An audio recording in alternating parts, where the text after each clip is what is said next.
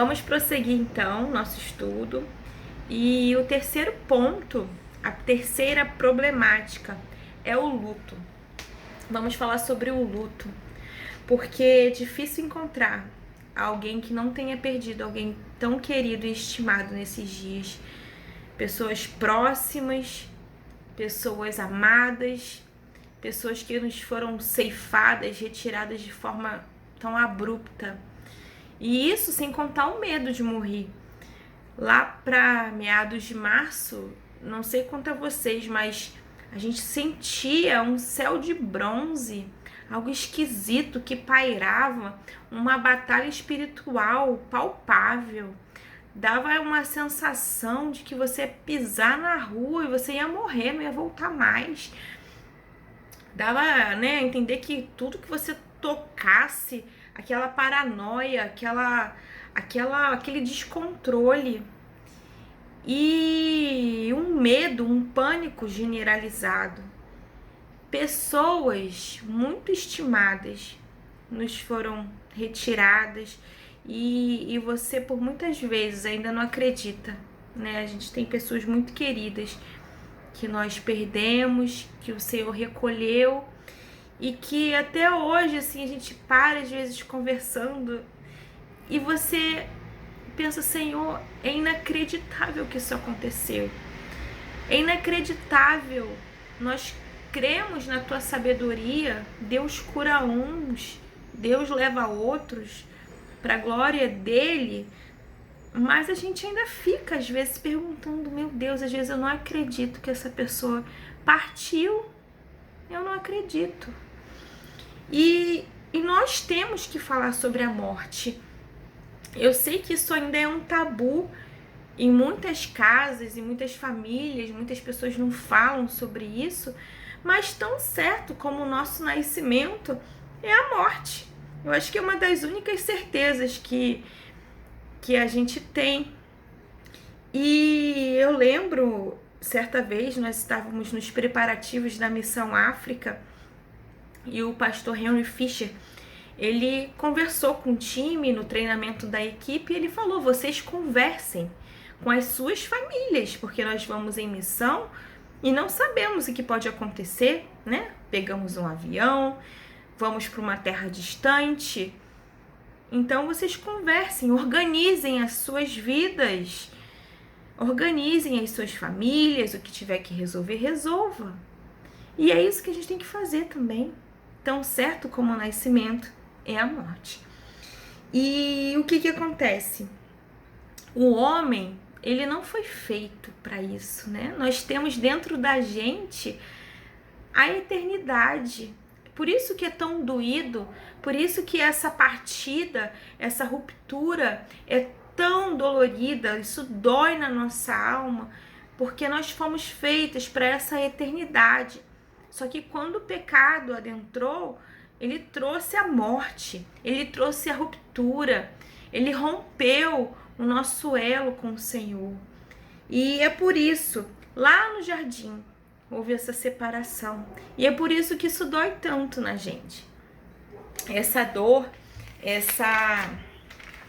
o Gary Collins, ele afirma que a maior parte das discussões sobre o sofrimento se referem a perdas provocadas pela morte, seja de um ente querido ou de alguma pessoa muito estimada.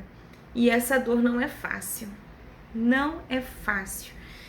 E o que a Bíblia diz a respeito do luto? Vamos lá. Primeiro, Cristo deu um sentido ao luto. Você quer anotar aí? Bota aí. Número 1. Cristo deu sentido ao luto. Há muitos incrédulos que choram. A pessoa, quando não tem Jesus, às vezes você vê uma diferença nítida entre sepultamentos, né? Às vezes, quando a pessoa não tem Jesus, eu sei que aquele desespero, E às vezes, quando a pessoa que falece, ela tem Jesus e ela tem aquela certeza, aquela plena convicção da vida eterna. Às vezes tem sepultamentos que são verdadeiros cultos de adoração a Deus, porque Ali as pessoas sabem, tem a dor, mas tem o conforto de saber que a pessoa foi para os braços de Deus, que a pessoa foi para os braços do Pai. E os crentes em Jesus não creem que a morte é o fim de um relacionamento. Ao contrário, para o cristão, a morte não é o fim da existência, ela é o começo da vida eterna. Essa é a nossa esperança, a vida eterna em Cristo Jesus. E aquele que crê em Cristo sabe que os cristãos sempre estarão com o Senhor. A morte física vai acontecer, vai continuar acontecendo, vai continuar existindo, enquanto o diabo tiver permissão para exercer essa autoridade sobre a morte. Mas por intermédio da crucificação e da ressurreição de Jesus, Cristo derrotou a morte e prometeu que todo aquele que vive e crê nele como Senhor e Salvador não morrerá eternamente. Saber disso é algo confortador para nossa alma, mas isso não acaba, isso não tira a dor da perda e a necessidade do consolo que só o Espírito Santo pode dar para a gente nesses tempos de dor. Numa discussão acerca da morte, o apóstolo Paulo estimulou os seus leitores a terem coragem e a não desanimarem, pois o crente que perde o corpo vai para a presença do Senhor. Nós, crentes, cristãos, nós somos incentivados a permanecermos firmes e inabaláveis, entregando-nos à obra do Senhor, pois sabemos que o nosso trabalho não é vão. 1 Coríntios capítulo 15, versículo 58. E aguardando com confiança a nossa ressurreição. Segundo, Cristo, ele ressignificou essa questão do luto e ele demonstrou a importância do luto também. Bem lá no comecinho do seu ministério, Jesus pregou o Sermão do Monte e falou sobre o sofrimento, lá no comecinho. Bem-aventurados os que choram, porque eles serão o quê? Consolados. Deixa eu vir aqui.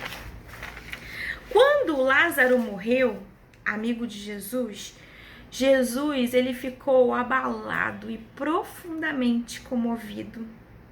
Por isso que Deus, ele desceu à terra como homem, sujeito às mesmas dores que a gente sente, sujeito às mesmas emoções que nós sentimos. E ele, Jesus, né, quando Maria vem de encontro a ele, e ele aceitou sem comentários a visível irritação de Maria, irmã de Lázaro, e chorou com os que pranteavam. Maria foi correndo: Jesus, você demorou muito, meu irmão já morreu. Quer dizer, então ele ficou caladinho, ficou quieto, enquanto ela estava ali irritada, inconformada, por que o Senhor não chegou antes? Jesus sabia que Lázaro estava para ser ressuscitado dentre os mortos, mas ainda assim o Senhor sofreu. A Bíblia diz: Jesus chorou. Ele chorou, assim como eu chorei, como eu choro, assim como você chora. E ele também se retirou quando soube que João Batista havia sido executado, decapitado. Então, quais os efeitos comuns do luto? Gary Collins, ele ressalta as 3 reações mais comuns ao sofrimento da perda. E quais são? Tem o choro, né, que expressa aqueles sentimentos mais profundos da nossa alma e que alivia a dor. A inquietude, incluindo perturbações do sono, e a depressão, né? A pessoa se fecha naquele quarto escuro, naquela escuridão, na sua dor e no vazio que o outro deixou. Também são comuns, inclusive, alguns sintomas físicos também, como falta de apetite, exaustão, fraqueza, falta de ar, ansiedade, um sentimento de vazio interior, culpa, retraimento. Frequentemente ocorrem desânimos, a desorganização da rotina, a família já tinha toda aquela estrutura ali, de repente uma pessoa, outra morre, um pai, uma mãe, um esposo, e aí toda aquela rotina ali desanda, a sua vida desanda, tudo desaba, você perde o chão, você perde a direção, né? E aqui eu deixo um parênteses, é uma oportunidade, né, já que estamos falando sobre isso. Organiza a tua vida, não espera morrer para deixar a pessoa descabelada aqui, você tá entendendo? Cria um caderninho na sua casa, coloca ali todas as senhas, senha de banco, combina um lugarzinho secreto na casa de vocês e deixa ali tudo organizadinho, senha de banco, senha de e-mail, se tem alguma forma de aplicação de investimento, quem que pode procurar um banco, quem que pode ajudar nesses casos específicos. Organiza a vida da tua família para o caso de uma falta, porque depois um ou outro morre, a pessoa que fica simplesmente desesperada, sem saber o que fazer, às vezes sem senha de banco. Então, organiza a sua vida. Se possível, tem uma menina que me ajuda aqui em casa, a Helenice, e tem uns 15 dias, um conhecido deles a menina perdeu o pai. E assim, simplesmente assim, foi um custo, porque o documento do senhor era lá de São Paulo, então assim, tiveram um custo assim de documentação de tudo, de translado.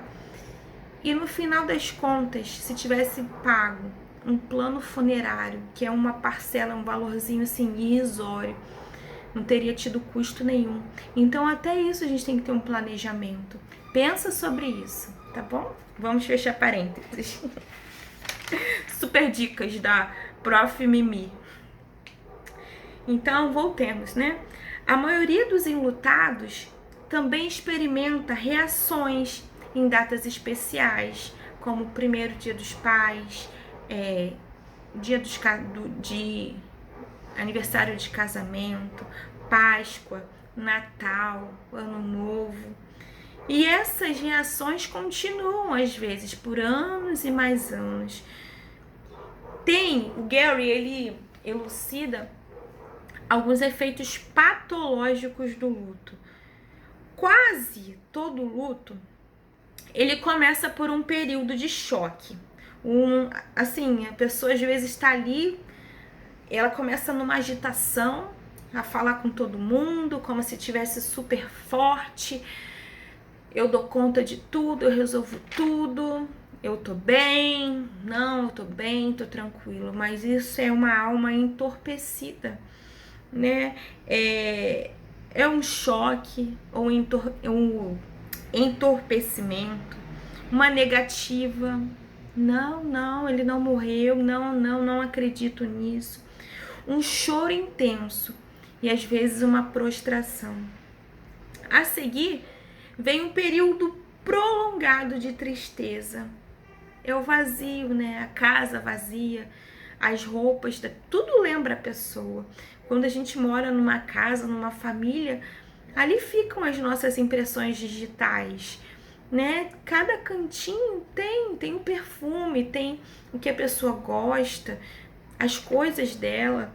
Então, essa inquietude, apatia, memórias, solidão, perturbação do sono. Aos poucos, desligar o despertador. Aos poucos, o sofrimento vai dando lugar à saudade. A dor começa a amortecer e as atividades da vida são retomadas. Eu já perdi meu pai, tem muitos anos. Se eu falar pra vocês assim, hoje, resta o quê? A saudade. a saudade dele, a falta dele. Às vezes a gente fica pensando como que seria hoje se ele conhecesse as minhas meninas.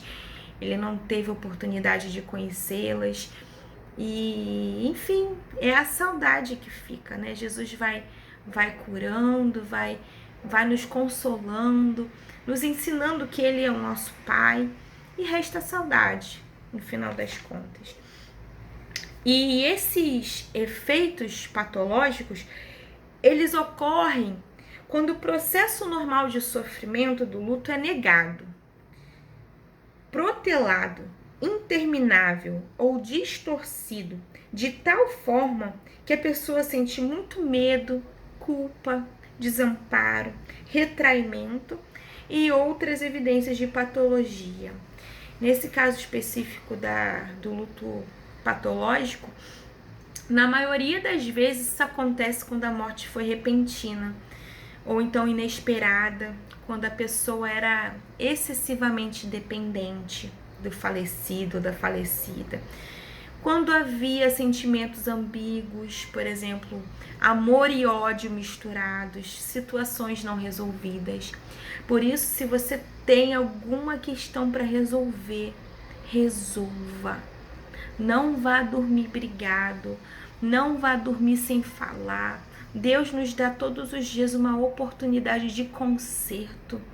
Conserte. Se você não fala com pai, com mãe, perdoa.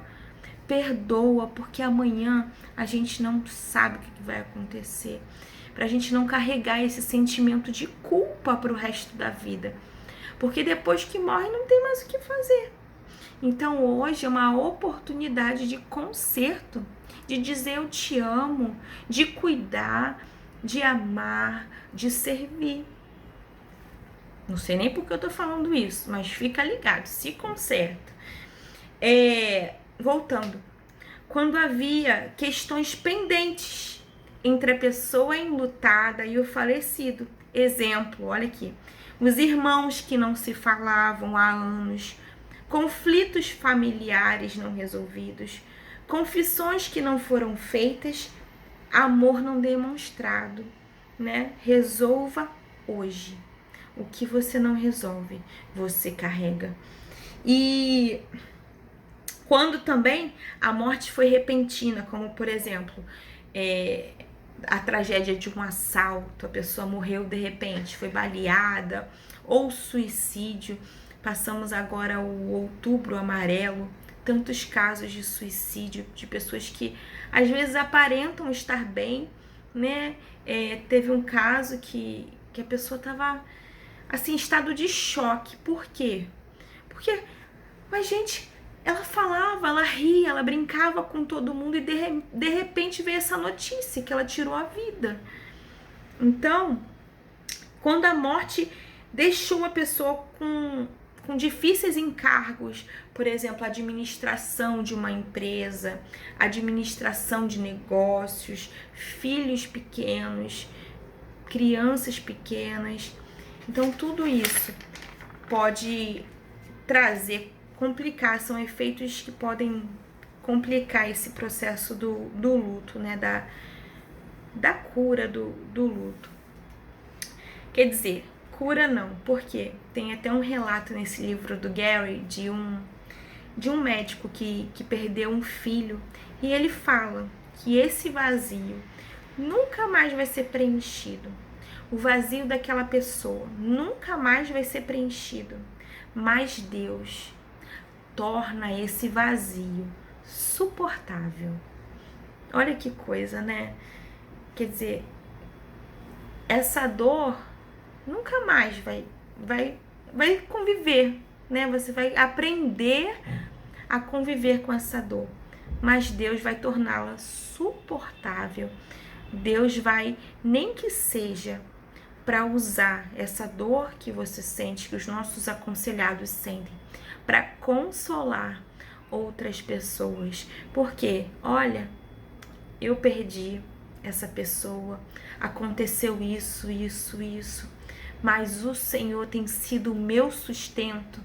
O Senhor não tem deixado nada faltar para minha casa, para os meus filhos. O Senhor tem me guardado. O Senhor tem guardado as minhas emoções. Então, aquilo que a gente vive cria uma autoridade para nós falarmos e ministrarmos a outras pessoas. Então, voltando aqui, o aconselhamento, e o aconselhamento, né, nesses casos de luto. Então, o luto é um processo de cura muito difícil e prolongado. No livro do Gary Collins, há o relato, isso aqui eu já falei, é o relato do médico que perdeu o seu filho. Aqui acrescentando o que ele falou. Muitos crentes afirmam: Deus vai preencher o vazio, não fica triste, Deus já preencheu o seu vazio. Quando na verdade, aqui eu botei na íntegra o que ele falou, quando na verdade o vazio nunca mais vai ser preenchido, mas Deus o torna suportável. O que podemos fazer então? Estar sempre é a sensibilidade do conselheiro. Então, o que a gente vai fazer? Estar sempre presente, disponível, colocando-se à disposição da pessoa. Às vezes a pessoa não tem um carro para resolver, às vezes, questão de mercado, até a documentação. No dia mesmo, a pessoa fica tão desnorteada, tão perdida. Então, é sempre se colocar à disposição. A pessoa precisa viver o seu luto, né? Não chega não assim com discursos prontos, não.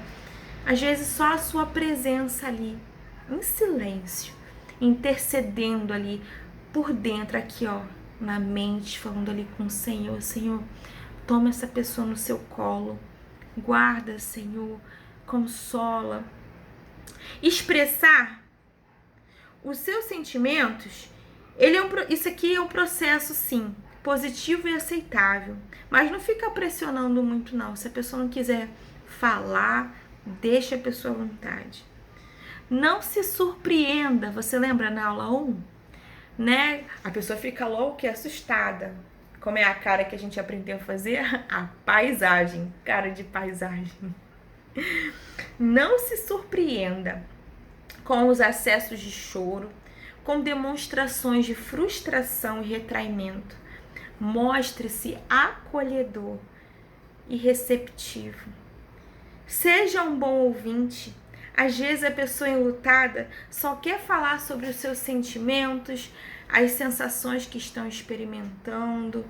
É a busca dos porquês, né? Por que isso aconteceu? Os detalhes da morte, os acontecimentos do passado envolvendo, né, a pessoa falecida. Sempre tem a questão das lembranças do Facebook, do Instagram. E as causas fundamentais da morte. Por que Deus levou? Por que isso aconteceu? Por que Deus cura uns? Por que Deus não curou meu marido? Por que Deus não curou meu filho? Ele faz tanto milagre, por que ele não fez? Por que Deus fez isso comigo?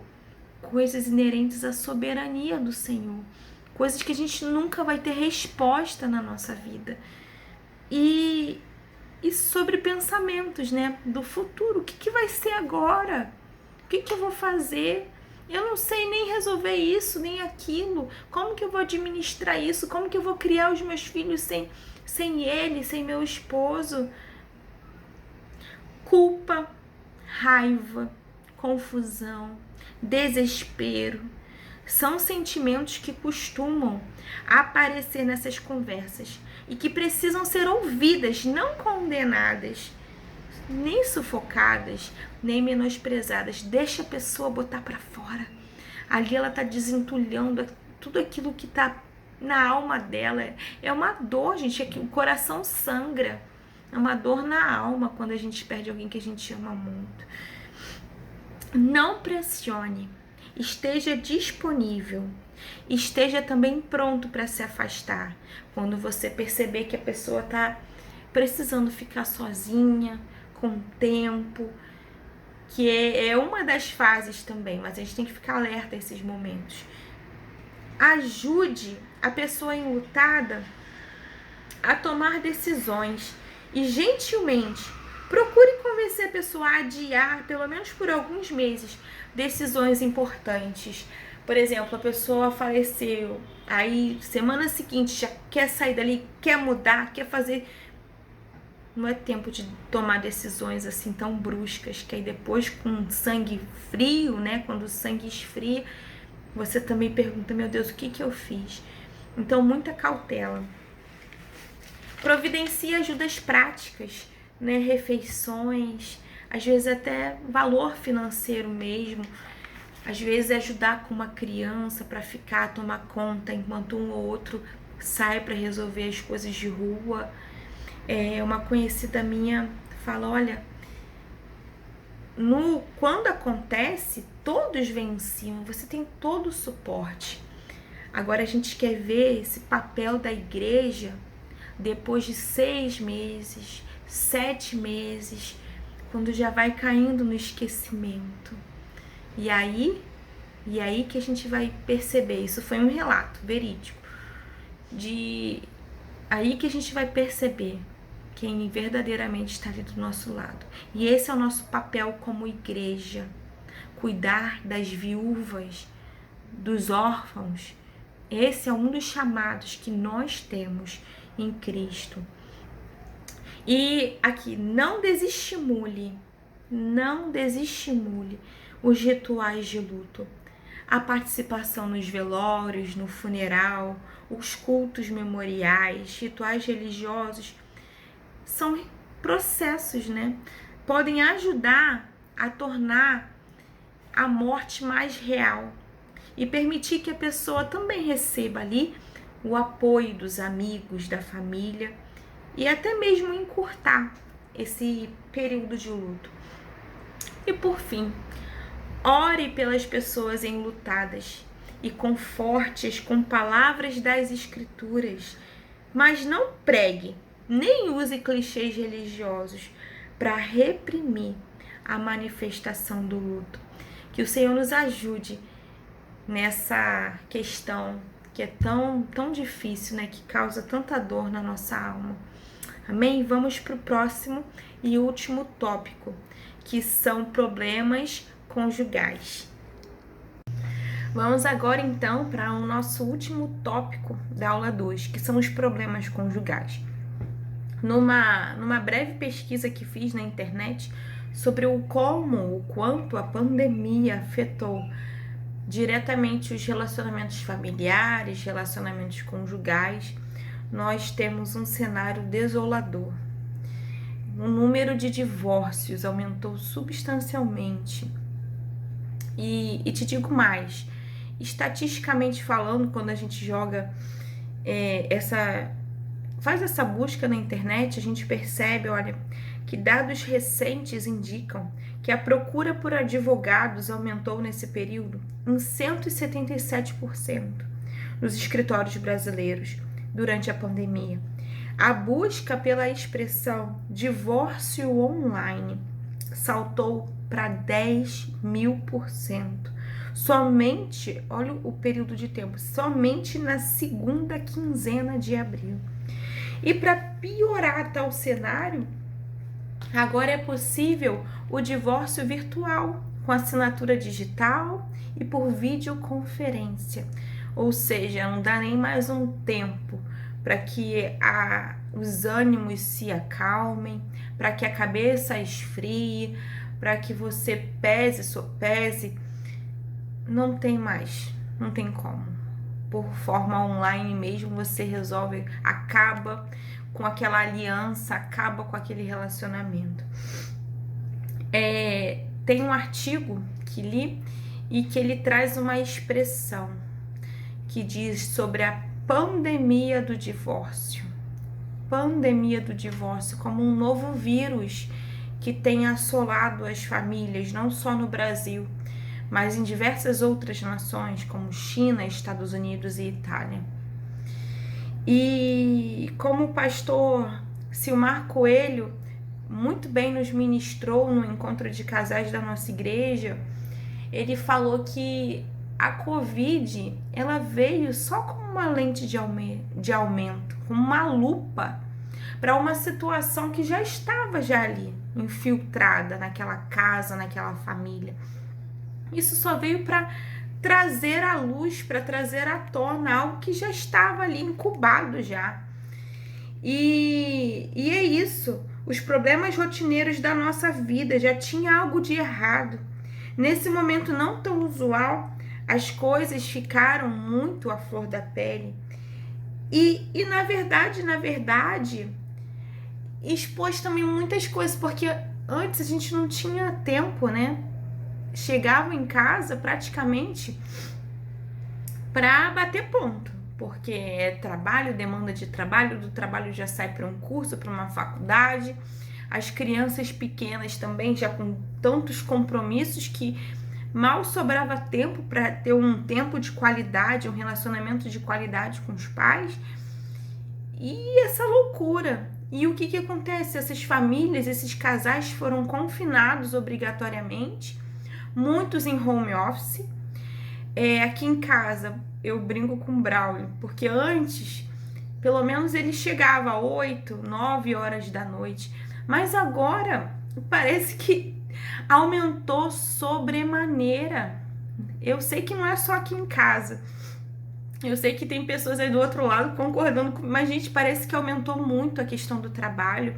E tem dias que ele sai 10, 11, meia-noite do escritório. E não só isso, o aumento também das tarefas domésticas. A louça parece que dá cria, as crianças com aula online e toda aquela demanda, né? Todos presos às vezes num pequeno espaço.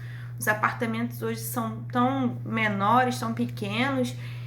E tudo isso trouxe à tona, né? Veio como uma água quente em cima de um chá que libera o aroma. E que aroma foi liberado nesses dias? Todavia, a contrário senso, e a gente tem duas opções, né? Ou ficar com esse cenário aqui caótico, ou então com outro cenário. E esse cenário caótico aqui Deus odeia, porque Deus odeia o divórcio. Deus odeia o divórcio. Ele diz que isso é fruto da dureza do seu coração, do nosso coração. Todavia, então, ao contrário senso, nós podemos enxergar isso como uma possibilidade, um presente de Deus que nos trouxe de volta para nossa casa. Quando, por exemplo, que o Braulio ia ter a oportunidade de ver o crescimento das meninas, a rotina delas do dia a dia. Quando acorda, vez outra, uma ou outra entra aqui no escritório e já interrompe já uma reunião e aquela confusão, como aquele vídeo daquele que tem da BBC, que a criança entra no andador dentro do escritório. A gente morre de rir com essas situações. Mas, e o que acontece? Até me perdi, mas vamos voltar aqui. Então, a contrário senso, diante desse panorama, nós vemos também um momento de restauração das famílias, uma oportunidade que Deus nos deu de nos reposicionar, de reposicionar os papéis dentro das nossas casas, o nosso papel como mãe, o nosso papel como esposa, o papel dos nossos meninos como homens de Deus, sacerdotes na casa, no lar, o nosso relacionamento com os nossos filhos. Muitas famílias voltaram com os cultos domésticos. O evangelho chegou em lugares que nunca teria chegado antes se não fosse a possibilidade, a bênção também dos cultos online, em que pessoas foram alcançadas por Cristo, porque às vezes uma ou outra estavam sentadas ali no sofá vendo o seu culto, mas só de passar e para lá e ouvir a palavra do Senhor, que é penetrante, que é mais eficaz do que uma espada de 2 gumes, e ali a salvação do Senhor alcançou os lares como nunca antes. E aí vemos isso, né? Muitos casamentos fortalecidos, a cumplicidade fortalecido. Certa vez esse mesmo pastor Henry, ele virou para mim, pro Braulio, e falou: vocês, you must be connected.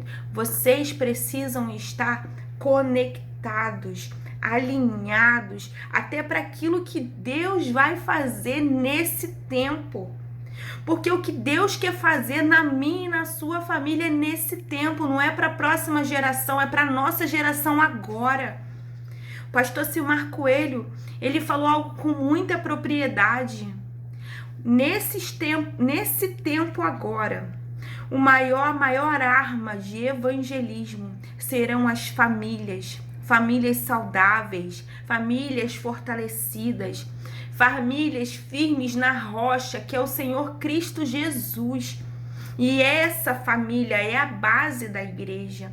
Por isso, nessa manhã nós temos que nos posicionar, a começar pelas nossas casas, a nos posicionar diante do Senhor, na nossa vida com Deus, na nossa vida no secreto. E Deus vai fazendo uma grande obra para a nossa geração agora, porque eles estão querendo, sedento.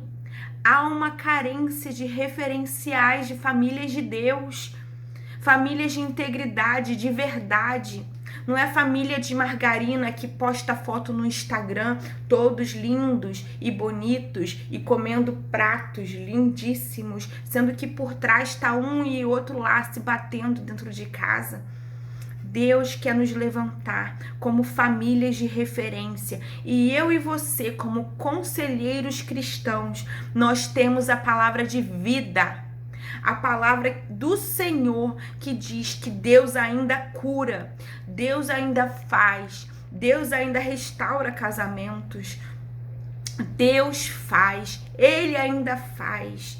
Deus ainda troca uma raiz de orgulho pelo amor. Deus tira o egoísmo e bota o amor dele, o considerar o outro acima da sua vontade, porque essa é a nossa missão.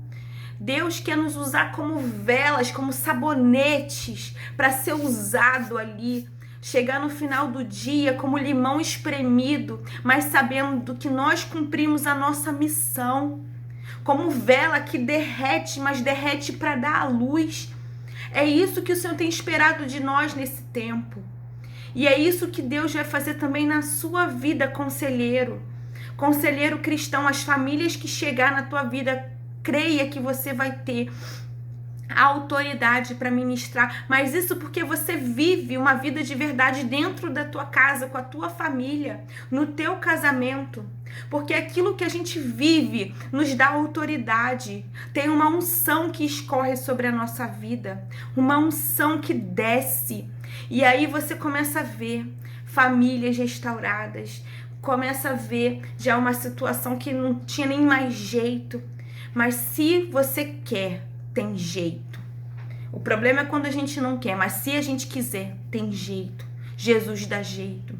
E só nele é possível um casamento feliz. E é isso que a gente tem que pregar todos os dias. Só no Senhor é possível um casamento feliz. Vamos prosseguir então. Mimi tá braba.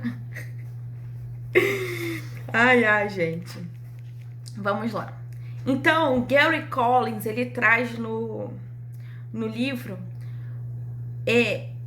a questão ele traz um capítulo específico sobre os problemas conjugais. E ele diz que o conflito no lar é quase que universal, né? Então, por muitos anos nós ministramos cursos de noivos. Nós entregamos porque com as duas meninas pequenininhas, bebezinhas, não dava para ter o devido acompanhamento dos meninos, né, que estavam para casar, e precisa de um acompanhamento. Como diz o nosso pastor, o curso de noivos da nossa igreja é para terminar. Realmente, a gente vem com chumbo grosso na vida deles, porque noivado, namoro se termina até o altar, mas casamento não. Uma vez casados para sempre. Uma vez casados para sempre. E nós temos essa opção de escolha. Por isso que antes do casamento é o momento de trazer à luz, de ver já as diferenças, porque se já faz antes de no noivado, vai fazer no casamento. Casamento a gente acha que os casais vão viver de amor, vai ser tudo flores, quando casar resolve. Não, quando casar não resolve. O casamento ele potencializa aquilo que às vezes tem de pior ali, porque no dia a dia, que às vezes aquilo que tá aqui, inculcado aqui, vem à tona. Então, casamento não melhora com o tempo, quando a gente está com o Senhor, com maturidade. Mas ele também expõe muito pior de nós. E certa vez eu ouvi, quando sempre romântica, né? E quando eu tava noiva, aí você sonha, né, com vestido, com salão, e às vezes você negligencia coisas muito importantes que tem que ser tratadas naquele período. E eu ouvi de uma pessoa que falou: casamento começa quando a última luz do salão se apaga. Casamento começa quando o último convidado vai embora. Porque às vezes a gente fica tão preso um ano inteiro de preparação. A cerimônia passa num piscar de olhos. Aquela noite toda, Casamento começa quando a última luz do salão se apaga. E o Gary, ele diz que essas tensões, elas crescem e aparecem quando essas pessoas vindas de ambientes totalmente diversos, temperamentos diferentes, personalidades diferentes, e começam a viver juntas na mais íntima de todas as relações humanas, o lar. Aqui em casa, por exemplo, somos, né, eu falei lá na aula 1, somos os 4 temperamentos. 4 temperamentos, somos muito diferentes. E aí a gente diz aquele versículo: se não for o Senhor. Se não for o Senhor, se não for o Espírito Santo na nossa vida. Porque a Mimizinha aqui tem carinha de boazinha assim, mas a Mimizinha também é braba. Então, ai de mim se não for o Senhor todos os dias. O Espírito Santo. E aí vem o bico, vem o amor, vem a resposta maldada por causa do bico, que é algo que Jesus está tratando. Ai, Senhor, nos ajuda. E todas essas pressões próprias do casamento moderno. Então, elas criam essas problemáticas que frequentemente são trazidas a quem? Quem é conselheiro aqui? A mim, a você, que está estudando, que está se aprofundando. Gente, não é tarefa fácil ajudar esses casais a resolverem seus conflitos, mas tenha certeza que essa pode ser uma das mais compensadoras experiências. Toda vez que Deus nos ajuda para ajudar, toda vez que Deus nos usa para ajudar, para restaurar, para curar, apontar esse caminho de cura e restauração para um lar, você tenha certeza que os céus ficam em festa, porque Deus ama, Deus sente prazer e satisfação em ajudar na restauração daquilo que é base da igreja dele, a família. E quais são então, qual é a raiz, qual é a origem destes problemas conjugais? O conflito conjugal, ele é quase sempre um sintoma de algo mais profundo que já está instalado ali naquela casa, naquela família, naquele casal. Uma raiz de amargura, de ira, um egoísmo, a falta de comunicação, o diálogo, a ansiedade, o sentimento de inferioridade, imaturidade. E esses aqui são apenas alguns exemplos que podem ocasionar essa tensão conjugal. E o que a Bíblia diz-me sobre essas tensões, sobre esses conflitos conjugais? Então, o casamento, isso aqui é muito interessante, o casamento ele é um dos primeiros tópicos discutidos na Bíblia. Está lá em Gênesis capítulo 2, versículo 18 ao 25. Se você quiser anotar aí a referência, Gênesis capítulo 2, versículos 18 ao 25. O casamento é mencionado ao longo de toda a Bíblia, mas é abordado com profundidade ali no Novo Testamento. A finalidade do casamento, os papéis do homem e da mulher, a importância do sexo, a responsabilidade dos pais, são alguns dos assuntos tratados na palavra de Deus, e às vezes em mais de uma passagem. O fracasso do casamento ele é mencionado no Antigo Testamento, na lei do Antigo Testamento, e tratado mais detalhadamente por Jesus e Paulo, nas suas discussões acerca do divórcio. Agora, o que a Bíblia diz sobre os problemas conjugais e as formas de ajudar os casais que estão enfrentando essas dificuldades? O que a Bíblia diz-me? Quase nada. Ela incentiva as pessoas a desfrutarem das alegrias do relacionamento pessoal e sexual com seus cônjuges. Provérbios 5, capítulo 18, Eclesiastes 9, versículo 9, e diz que encontrar um companheiro é uma bênção. Provérbios 18, versículo 22. De outra sorte, de outro lado, a mulher goteira, lembra? O livro de Provérbios apresenta as dificuldades de uma pessoa que uma pessoa enfrenta vivendo com um cônjuge briguento e encrenqueiro. Te peguei aí, Tá cortando pros dois lados, né, meu povo? Pro conselheiro e pro aconselhado. Vambora que nós estamos juntos nessa. Não desiste. Não desiste, não deixa aí entrar e olhar, ai meu Deus, como que eu vou aconselhar? Olha a minha família. É de glória em glória. É de dia em dia. Deus está fazendo uma obra. Só se posiciona e coloca o teu coração aí diante do Senhor, disponível para o Senhor, que Ele vai fazer a obra. Não desiste, vambora. Vamos seguir, fica firme. Dividir o mesmo teto com uma pessoa assim, briguenta e encrenqueira, é como ouvir o gotejar contínuo no dia de grande chuva. Imagina? Clique, clique. É melhor morar numa casa sem telhado do que morar com uma mulher rixosa.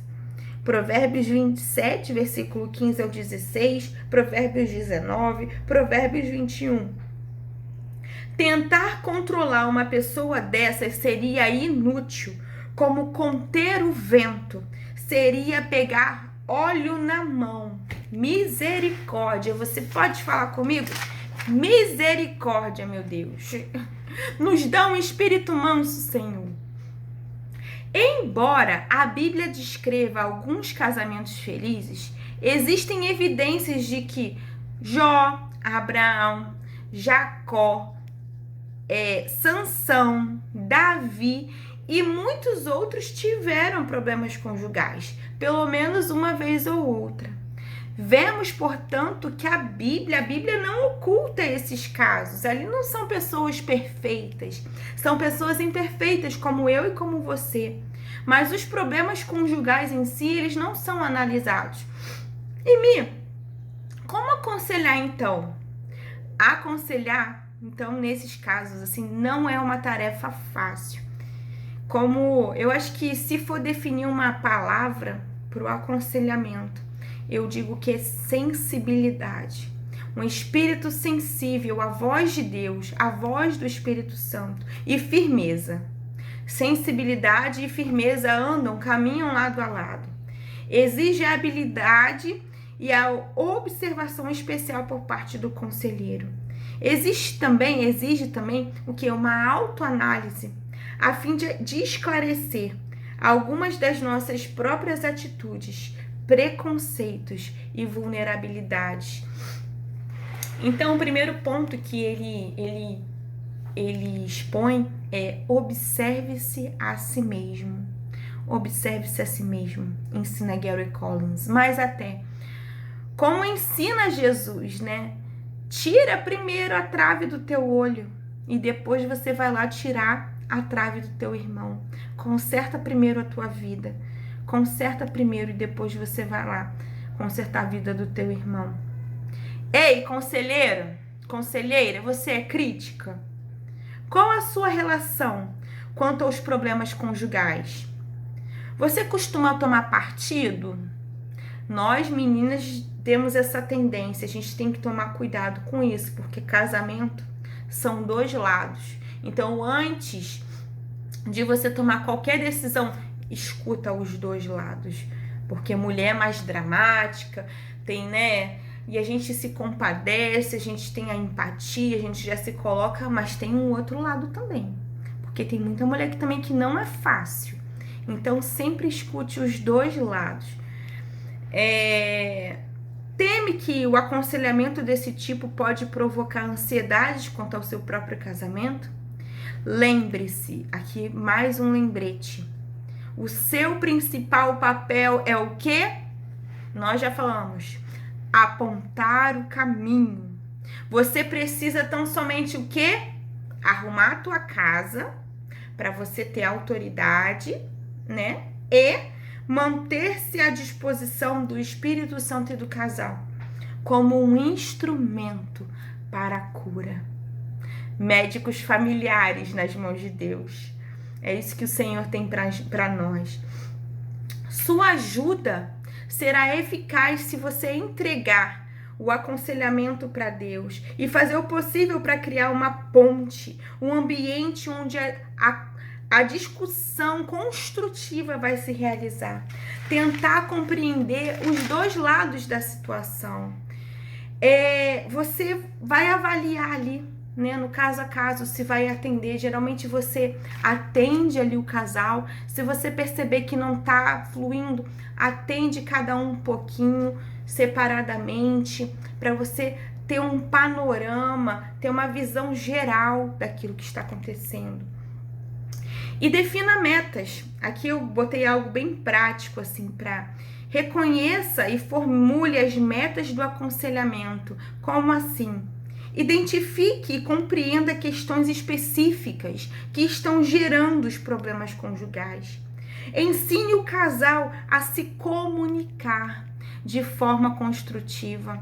Muitas vezes você pode usar até dinâmicas, né? Tem tantas dinâmicas boas. Joga na internet se você estiver precisando de ajuda na condução desse aconselhamento. Ajude-os a expressar as suas frustrações, desapontamentos e anseios. Mantenha a união do casal. Dê esperança. Jesus é a nossa esperança. E ensine o casal a edificar o seu relacionamento na rocha, que é Jesus. E quanto às metas do casal? 4 perguntas relativas às metas do casal que devem ser feitas no início do aconselhamento. Qual é a opinião de cada um dos cônjuges sobre o relacionamento? O que cada um deles anseia? O que pode ser feito? O que cada um está disposto a fazer? Se vocês querem, como diz o pastor Silmar, então tem jeito. Se você não quer, não tem jeito. Mas se vocês querem a restauração, tem jeito. Por fim, e já finalizando, durante o processo, indague-se sempre. Como que o casal se comunica? Como eles interagem em público e em particular? Aí a questão das redes sociais também. Principalmente em tempos de tantas máscaras, né? Nas redes. Como que lidam com as diferenças? Eles criticam um ao outro? Eles atacam a integridade um do outro? Ou fazem comentários sarcásticos? Ou críticas sutis?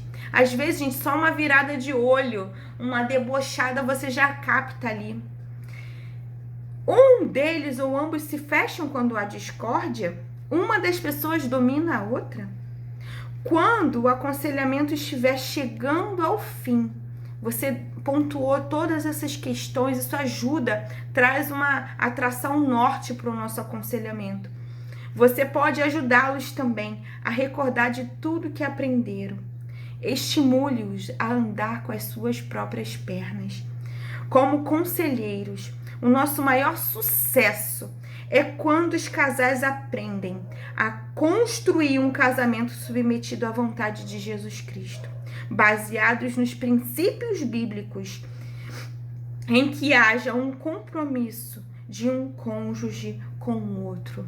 Este é o nosso maior sucesso, a nossa maior alegria. E é isso, meu povo. Tem uma frase que diz que o dicionário é o único lugar em que o sucesso vem antes do trabalho. Alguns trabalhadores conseguem ver o fruto do seu labor quase que imediatamente, diferentemente, já numa conclusão aqui, dos conselheiros. Por muitas vezes nós vamos investir tempo, energia e não vai dar, não vai acontecer. Você não vê nenhum progresso aparente. Às vezes a própria pessoa desiste, some. E você pode se perguntar se verdadeiramente vai valer a pena. E eu quero te dizer, o trabalho e o sucesso do conselheiro são medidos em termos de vidas transformadas, porque todo ministério passa por vidas. Algumas vezes nós vamos ver essas mudanças, outras vezes não. Mas isso não importa. Isso não importa. Do ponto de vista de Deus, os maiores são os que servem. A humildade vem antes da grandeza. O serviço vem antes do sucesso. E o principal legado de um conselheiro cristão é ser um servo fiel, doando-se inteiramente para a honra de Deus e servindo a Ele através do serviço ao próximo. Que Deus use a sua vida, que Deus use a minha vida pela misericórdia dele, porque nós também não valemos nada se não for o Senhor. A gente também não vale nada. É o Senhor, é para a glória dele e é pelo nome dele, em nome de Jesus. Eu agradeço a oportunidade, foi muito bom estar aqui com vocês. Qualquer coisa que vocês precisarem, podem me procurar, escreva aqui nos comentários, me socorro, estou precisando de ajuda, me manda um zap e nós caminharemos juntos, dia após dia, para que o nome do Senhor seja glorificado. Muito obrigada pela oportunidade. Até mais. Beijo!